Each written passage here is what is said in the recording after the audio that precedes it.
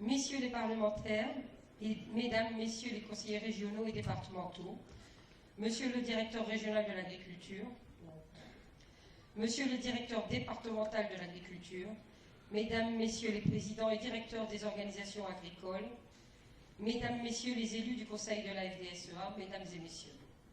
Au nom du Conseil d'administration de la FDSEA, il me revient à présent de vous présenter le rapport moral de notre syndicat. Alors que le rapport d'activité que vous a présenté Denis ce matin retrace l'année écoulée, le rapport moral est censé nous projeter dans l'avenir. Mais au moment de l'écrire, il m'est apparu impossible de ne pas revenir sur l'année écoulée. Nous avons travaillé ce matin en huis clos. Mais à présent que nous sommes en session publique, avec la présence, et je les en remercie, de nombreux décideurs du département et de la région, vous devez tous mesurer à son juste niveau la gravité de la situation. Il manque sur le seul département de la Somme plus de 200 millions d'euros de production agricole. Je répète le chiffre de la Somme. Plus de 200 millions d'euros de productions agricoles. Ça fait 45 000 euros en moins pour chaque exploitation. 46 000 euros de moins et pas en comparaison à des années fastes, bien au contraire. En élevage, nous en sommes à 2 années de crise. Et en production végétale, ça fait 4 ans que les cours mondiaux ont redescendu et pour tous, la convergence se fait sentir depuis 2 ans. Et elle rajoute 1/3 de difficultés en plus. Pour la majorité d'entre nous, nos fermes sont à la fois un héritage, un métier, une ambition, une passion, notre projet de vie, toute notre vie. Être en défaut de paiement de ses factures, de ses échéances, ne plus avoir de revenus, ressentir une fragilité dans son foyer, craindre les visites, les coups de téléphone, ne plus ouvrir le courrier, s'effondrer et se terrer. L'année a été dure pour tous et les plus fragiles économiquement ou moralement ont été affectés comme jamais. La gravité de la situation, mesdames et messieurs des premiers rangs, je vous invite à vous en imprégner quelques instants dès à présent, en pensant à celles et ceux d'entre nous, dans la Somme et ailleurs, pour qui le choc de 2016 a brisé les rêves, les carrières, les foyers et même les vies. Pour eux, pour tous, en leur mémoire, et pour éviter que cela ne se reproduise, je nous invite à nous lever pour une minute de pensée et de réflexion silencieuse.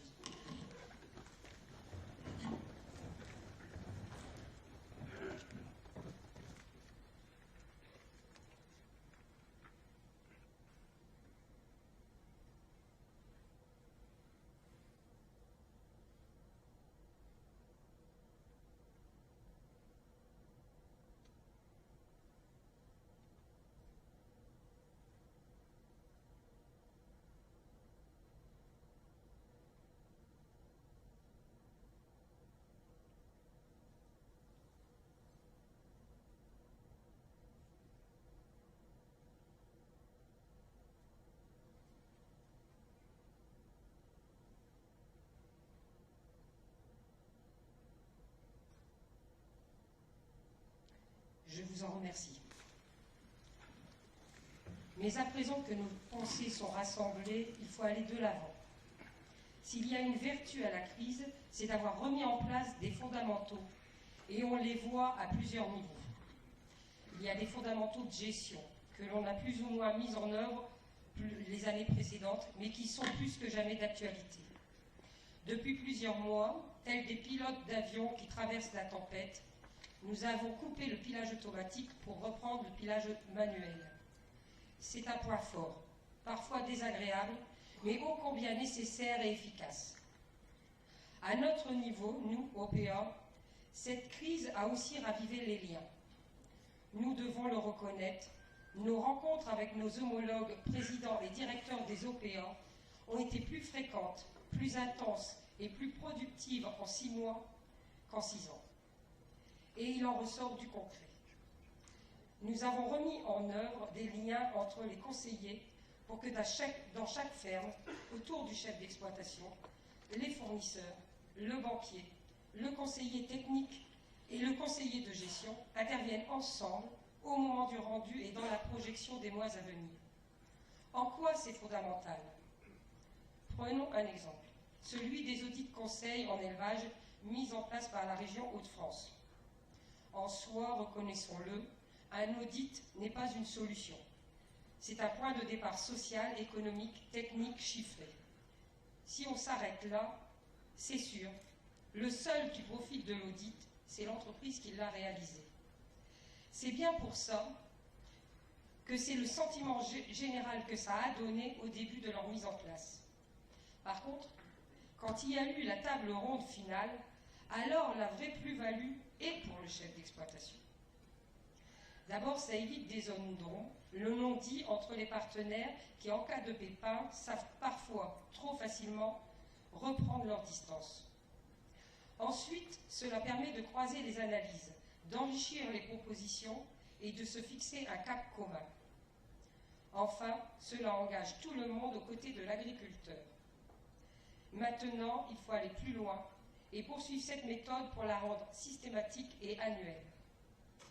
C'est malheureux qu'il ait fallu une crise pour que nous parvenions tous à mettre en place cet engagement FDSEA-JA lors des dernières élections à la Chambre d'agriculture. Mais maintenant qu'on y est, il faut le tenir et s'assurer qu'il y ait à l'avenir un projet partagé dans toutes les fermes avec une table ronde annuelle des partenaires de l'exploitant. Que ce soit pour traverser les tempêtes ou capitaliser dans les bonnes années, c'est une discipline individuelle et collective qui sera profitable à tous. Ne pas tirer cet enseignement dans notre périmètre d'influence serait une faute. 2016 est une année où les conditions climatiques ont été contre nous, où la conjoncture a été constamment mauvaise, où les contraintes ont été plus nombreuses, où la conditionnalité s'est avérée encore plus complexe. C'est une année qu'on veut tous oublier. Bref, une année à la con.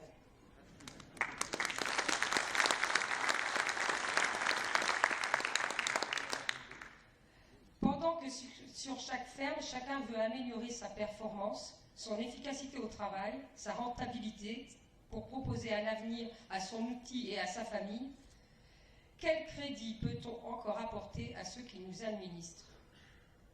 On m'a un peu reproché un propos de l'an dernier, lorsque j'ai considéré qu'il y avait deux crises identitaires majeures pour l'agriculture.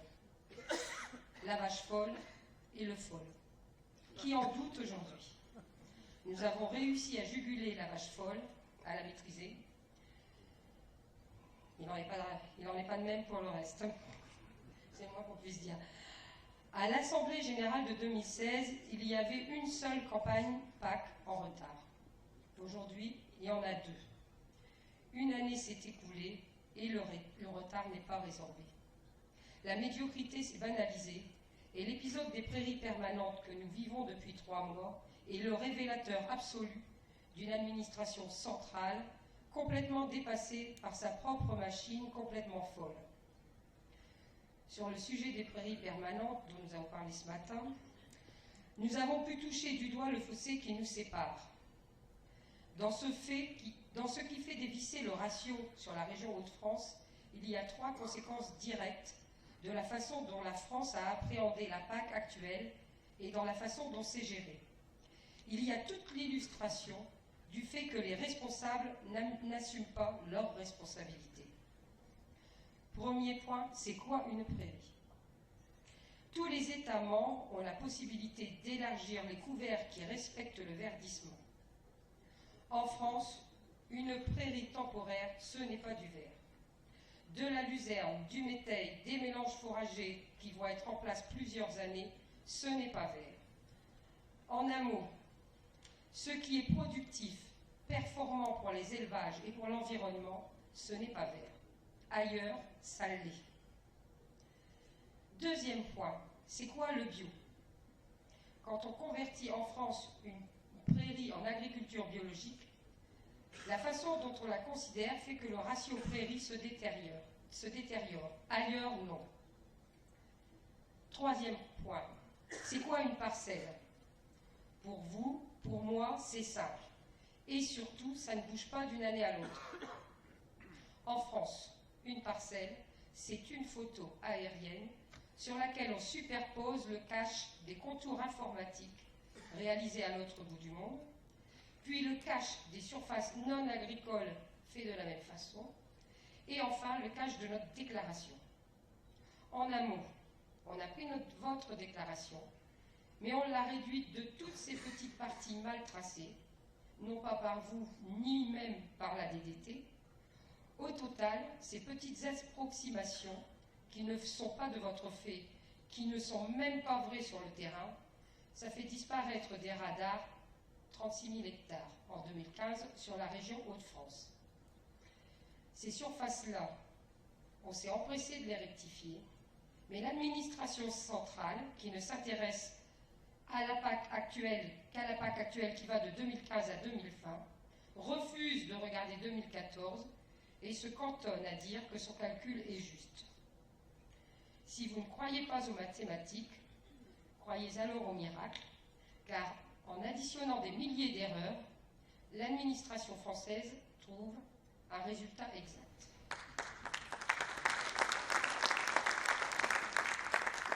Monsieur Maurer, vous venez de prendre vos fonctions comme directeur de la DRAC des Hauts-de-France. Alors, pour découvrir notre culture, je vous en supplie, repassez-vous l'intégrale de Danny Boone. Et pas seulement Bienvenue chez les Ch'tis, mais le sketch sur l'inventeur du kaoui. L'interlocuteur qu'on a vu du ministère et son clone. Tout le monde voit qu'il y a un problème, sauf lui. Et plutôt que de s'interroger un peu, au risque de se remettre en question, il ne sourcille pas en envoyant son calcul à Bruxelles.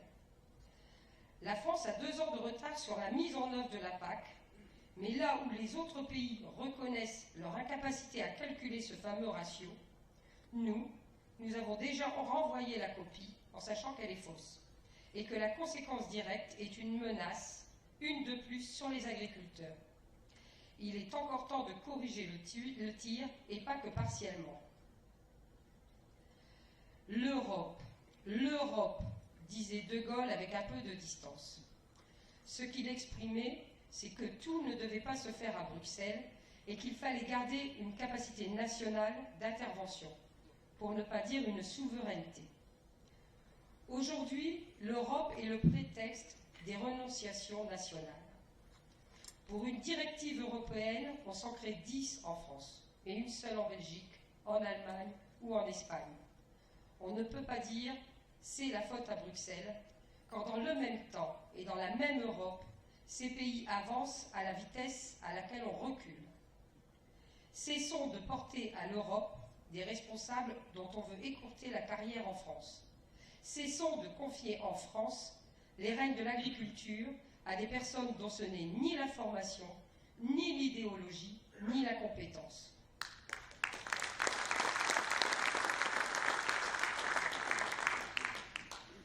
Ce qui se joue au printemps 2017 et que révèle l'épiphénomène des prairies, c'est l'avenir même de toutes les politiques agricoles en France. Quand on met en place une politique de soutien ou d'orientation et que la machine administrative apporte complexité, pénalité, retard et sanctions, on s'affranchit de la politique. Depuis 5 ans, les exemples s'enchaînent. Les jeunes qui préfèrent s'installer hors parcours. Les MAE qu'on rejette parce qu'il faut attendre plus de 2 ans pour en percevoir le solde, alors qu'un tel a dû rembourser 2 années complètes pour 10 arts d'écart sur une parcelle. Les PCAE qui souffrent d'une chaîne d'amateurisme dans le traitement des dossiers, et aujourd'hui le ratio prairie, qui fait qu'on va finir par se passer du verdissement, voire de l'élevage. Nous sommes à l'aube d'une révolution, l'abandon par les agriculteurs eux-mêmes des politiques de soutien et de modernisation. Il me fera bien rire, le prochain ministre de l'Agriculture, s'il fait une nouvelle loi ou une nouvelle PAC, mais s'il garde dans ses équipes proches les mêmes personnes ou le même état d'esprit. Moi, je n'y crois plus. Notre réseau syndical est force de proposition. Il y a au printemps des élections majeures présidentielles puis législatives. Et il faut à cette occasion prendre d'urgence des bonnes mesures. Les 13 premières portent sur l'économie, le réglementaire, le social, l'environnemental. Nous les portons avec la FNSEA. Mesdames, Messieurs, les soutiens des candidats de la première élection ou vous-même, candidat pour la seconde échéance, prenez-en connaissance et là encore, placez ces propositions au bon niveau. Nous entendons cette semaine que la balance commerciale dévisse et que c'est surtout lié à l'agriculture. Bientôt, on va nous en faire le reproche. Mais nom d'un chien, ouvrons les yeux.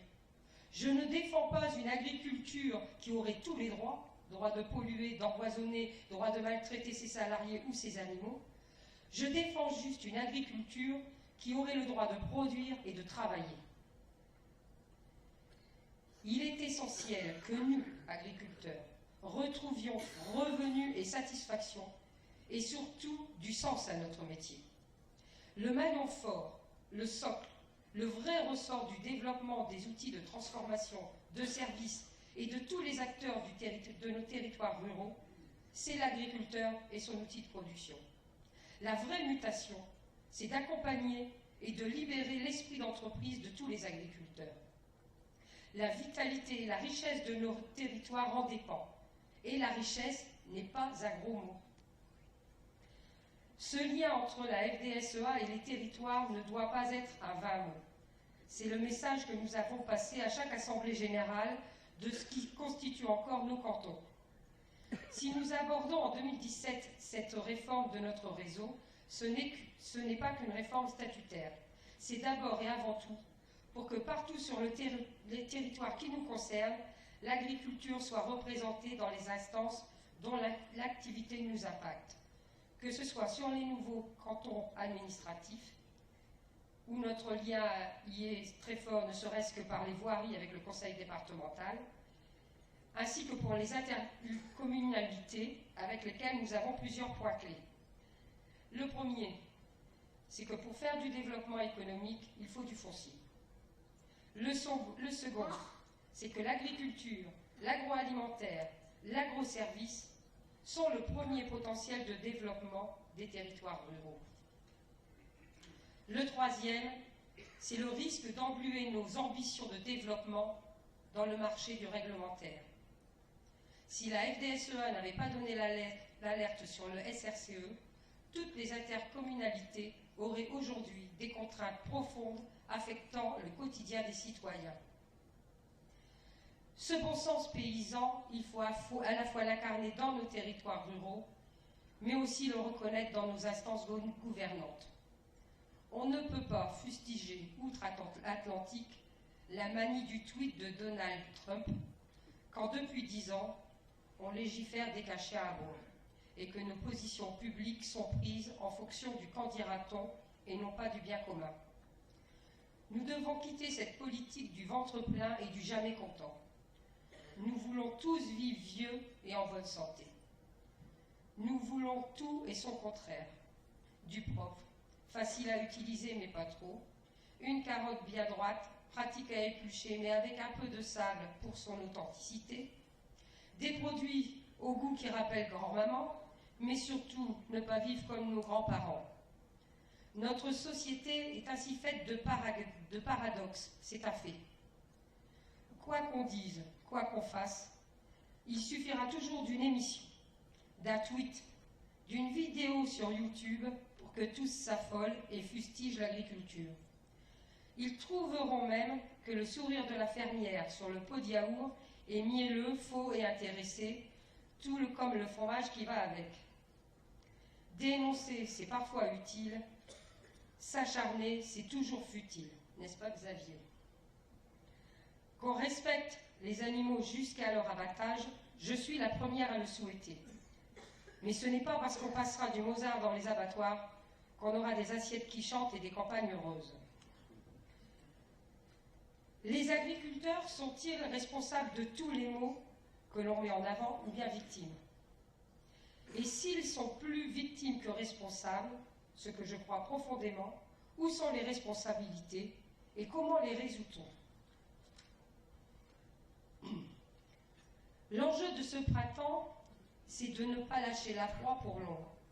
C'est de ne pas rater l'essentiel au prétexte du superficiel. C'est de ne pas sacrifier l'économique sur l'autel du médiatique. Nous devons tous investir le champ médiatique et c'est sur ces derniers enjeux que je conclurai mes propos. Nous ne pouvons plus individuellement et collectivement rester hors des réseaux sociaux. De toute façon, c'est en partie là que les coups se font, en partie là que les coups se donnent. Pour ma part, j'en ai assez d'en prendre. J'en ai assez qu'à une consultation publique sur les zones vulnérables, nous ne soyons qu'une poignée à nous exprimer, alors que nous sommes des milliers concernés. J'en ai assez que quand il faut réguler le blaireau, il y ait 1000 avis locaux contre l'arrêté préfectoral, mais aucune voix pour dénoncer les centaines d'agriculteurs qui ont subi les dégâts et les dizaines d'accidents de la route sur le département. Il n'y a que deux façons d'agir sur un dossier comme celui-là. Soit attendre qu'un accident corporel arrive, soit nous investir collégialement et prendre une photo à chaque fois qu'un animal fait un dégât. Il y a sur notre territoire plus d'animaux régulés chaque année que d'avis contre sa régulation. Alors soyons clairs, s'il faut réguler les blaireaux sur la toile comme dans les champs, prenons nos responsabilités.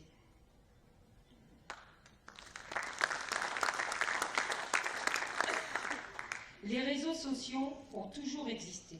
C'est leur forme et leur façon d'agir qui changent. Notre existence même en est un. La JAC, le serment de l'unité paysanne d'Eugène Forger, qui a donné la naissance à la FNSEA, ce sont des manifestations du réseau social professionnel que nous sommes. Ce qui change autour de nous, ce sont les moyens d'échange et de communication, pas notre ADN. Je veux placer l'agriculture au cœur du débat politique de ce printemps, au cœur des questions économiques et sociales qui lui sont dues, et la remettre à sa juste place dans l'espace de communication qui nous entoure. Pour cela, j'ai besoin de tout le monde. J'ai besoin de vous, élus locaux, parlementaires et administrations, pour que vous gardiez à l'esprit l'enjeu réel de vos mandats. Notre profession et notre société traversent une profonde mutation, et sans tirer les conclusions de la table ronde qui va suivre, j'observe que l'attente de la société porte davantage sur nous, producteurs, que sur nos structures. Le développement économique local repartira de la base, et c'est la raison pour laquelle nous nous adaptons à la loi NOTRe par la base. L'identification de chaque producteur dans son rôle nourricier est la clé de voûte du pacte agricole, qu'il soit hyper-local ou international. C'est à présent à tout notre entourage, politique, économique, coopératif, d'impulser et de soutenir tous les développements agricoles, qu'ils soient individuels ou collectifs. À chaque fois que la valeur ajoutée locale renforce son territoire et sa filière. J'ai besoin de vous tous, agriculteurs, pour être le porte-parole de votre métier autour de vous, physiquement et numériquement. Et j'ai une pensée particulière pour les jeunes. On ne va pas vous apprendre ce qu'est l'agriculture. C'est vous qui la ferez. On ne va pas vous apprendre Facebook ou Twitter, c'est vous qui allez nous l'apprendre. Défendre et promouvoir notre métier, ça ne se sous-traite pas, ça se vit. Le rôle de la FDSEA n'est plus seulement de s'impliquer de tout son poids dans des dossiers individuels ou collectifs, de discuter, de revendiquer, de manifester ou de communiquer. Le rôle de la FDSEA, c'est aussi d'insuffler le lien et la confiance en chacun d'entre nous et entre nous tous, pour porter ce message de toutes nos forces. Nous avons un métier à défendre. Nous pouvons faire vivre non seulement nos fermes, mais aussi autour de nous des entreprises, des familles, des territoires. Nous ne sommes pas une force économique en déclin, mais nous sommes en sommeil depuis trop longtemps. Et nous n'attendons qu'une chose pour nous redresser, nous étirer et repartir de l'avant. Alors que nous sommes le maillon faible économique aujourd'hui, chacun d'entre nous, à sa façon, sera le maillon fort demain. Qu'importe si c'est avec une flamme, un tweet ou un baiser, ce que je veux, ce que j'espère, ce que j'attends, c'est qu'on puisse se réveiller. Qu'en sortant d'ici, chaque agriculteur soit conscient de la fierté qu'il a le droit d'avoir, qu'il retrouve le goût de s'exprimer dans sa famille, autour de lui, pour faire reconnaître le sens de son métier, qu'il s'implique dans le développement local et que face à lui, qu'on lui conforte cette confiance. Nous savons d'où nous venons. Ce sont les sacrifices de nos parents et nos valeurs qui nous ont portés jusqu'ici. Nous savons ce que nous valons et sur quoi reposent nos pratiques au quotidien. Sur une bonne dose de science, de bon sens et du pragmatisme. Nous savons où nous pouvons aller. Et à l'heure où notre pays est en plein doute, ce projet de développement pour nos fermes et nos territoires est en fait un vrai projet de société. Douter un peu, c'est ça. Ça oblige à s'interroger. Mais une fois les fondamentaux retrouvés, on avance. Je vous remercie.